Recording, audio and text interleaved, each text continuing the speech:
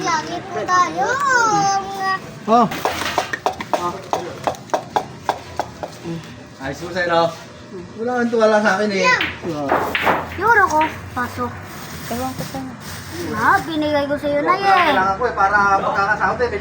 Mayroon tayo, mahal naman eh. Oo, bigyan ko sa sahod ko. Ganyan nga gawin ko. Wala. Oo, basta kada sahod, ganyan lang eh.